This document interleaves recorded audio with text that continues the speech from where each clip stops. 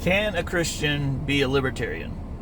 Now, for some of you, you're going to think that's a really idiotic comment. Of course, a Christian can be a libertarian. Others of you will probably think, ooh, yeah, that's a serious question. Libertarianism, that sounds, there's some real problems with that. So I have not fully explored this topic, but it does create some interesting questions. So the conclusion I have come to is that there is no way for all people, how should we say, not for all people to not get along, but it's probably impossible for all people to live together in a society and have their preference. Okay? So what do I mean by this? Alright, so let's take the school setting, for instance, right? So in a school setting, you have teachers who want to teach bizarre trans ideologies, and or maybe they're an atheist, or whatever, like a wildly different worldview. And then let's say you have a conservative Christian teacher, and that person wants to teach based on their understanding of the world. And then in that class there are students. Let's say it's a college, okay? So these are adults that they're teaching, and these adults are also a mixture of Christians and a mixture of non-Christians. Now, suppose that the Christians want to be taught from a standpoint of Christian worldview, and the non-Christian students want to be taught from the standpoint of a non-Christian worldview. Now, you cannot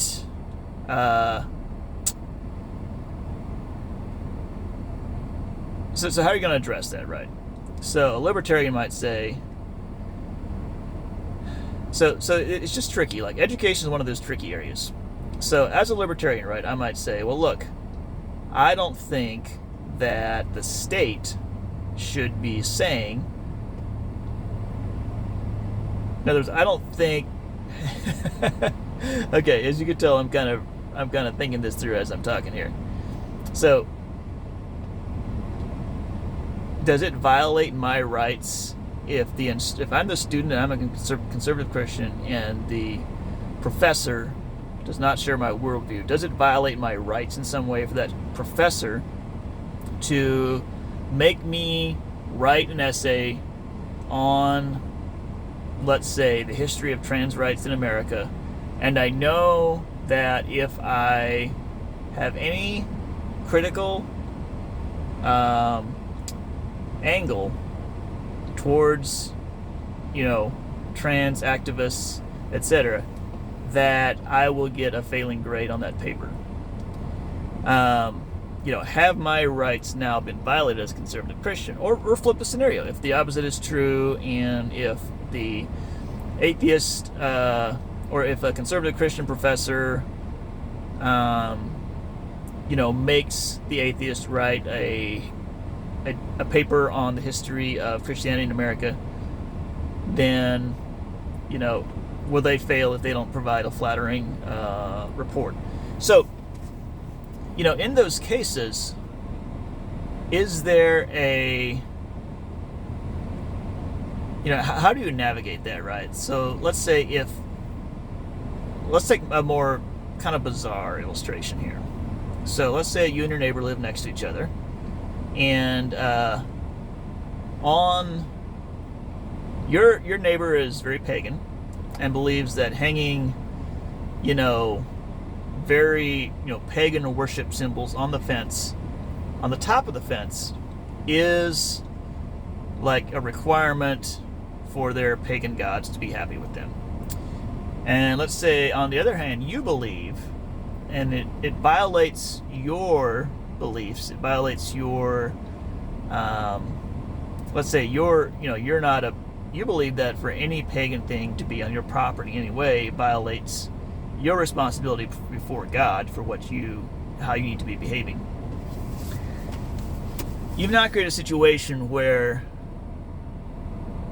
one or the other of you is going to have your beliefs, your morality is going to, one or the other of you in a sense will have your morality compromised regardless of how you try to resolve the situation, right?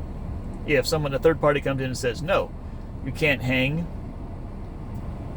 a pagan item across the fence, and the pagan person believes that hanging a pagan item across the fence is the only way to be a good pagan.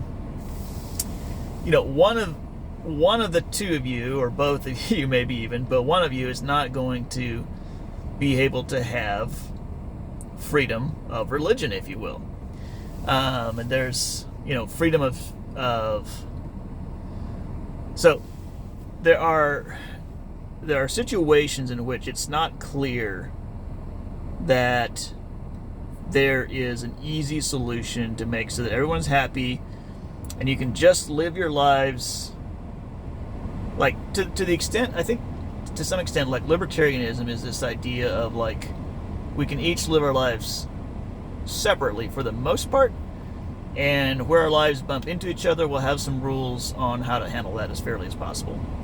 And in general, I'm good with that approach.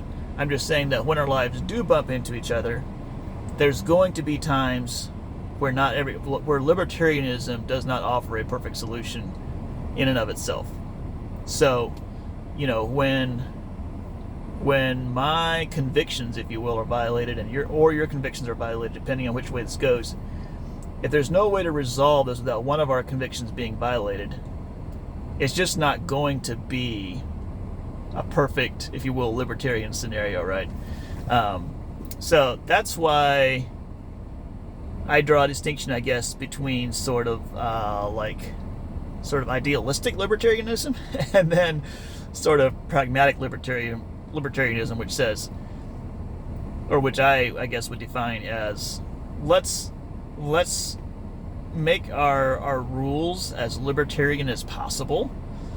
Let's make so that people have as much autonomy as we can without hurting each other.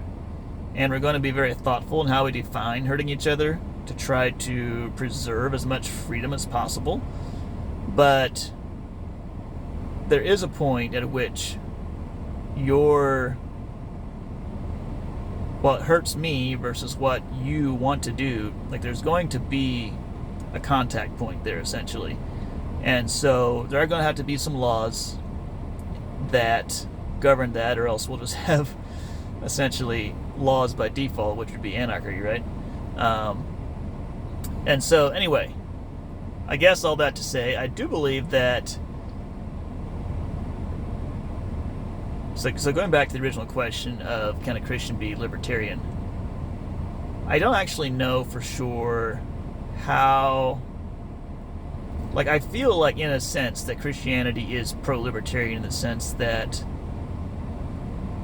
I don't believe the sort of idea of the Crusades or whatever, if you will, like going and forcing other people into the Christian religion by force, is at all what is taught in the New Testament. So I feel like that's kind of the underlying foundation for sort of a libertarian leaning or bent for Christianity. And that being said, like if I were, well, first of all, I'm not sure the state should be in the education business at all.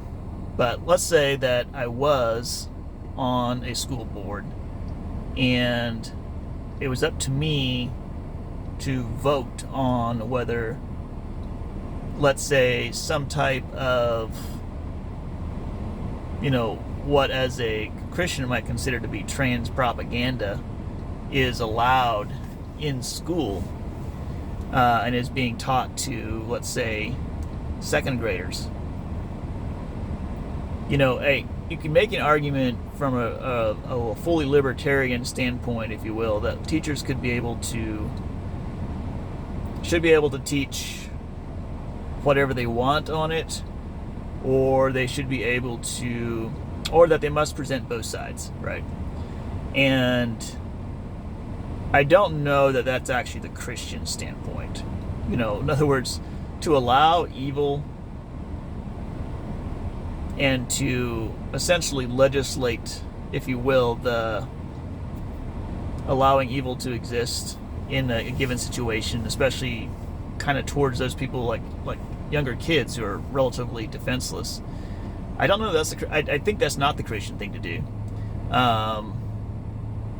And yet, I think those are very kind of difficult questions because, and maybe I've just been brainwashed by living in America and thinking freedom is a good thing, but in general, I idealize there to be freedom of speech, and so, but I do think we have to just realize that there are some scenarios in which, for most of us, whether you're on the right or whether you're on the left, there are certain scenarios in which our commitment to freedom of speech is ultimately sort of tested by our highest values, if you will. And if freedom of speech is your actual highest value, and then you're willing to put up with a lot of stuff, a lot of really junky speech because you have it as your highest value. For most people, I would say freedom of speech is not their highest value. They have higher values pertaining to to their spiritual beliefs, the morality, and they'd be willing to create laws against certain types of speech if they felt that it violated, a higher moral law of some kind. So anyway, these are not. So I suppose in some ways this is a sort of a confessional, if you will, sort of admitting some of the limitations of the libertarian viewpoint. And so, can a Christian be a libertarian? I think that the answer is somewhat. and I do believe that allowing people to make their own choices is actually a major way that God operates, and I think it's something that Christians can emulate. So in that regard, I think that we can be very libertarian. At the same time, I also feel that there is a responsibility that Christians have to make society, to make the world a better place, or at least to invite people into making it a better place. And so I suppose perhaps the bigger answer is, rather than looking for ways to legislate righteousness into a culture, let's look for ways to invite righteousness into a culture, to promote it, to to expand its popularity, and ultimately to invite people to experience the Lord Jesus Christ is, I think, vastly more effective than attempting to legislate morality into our culture.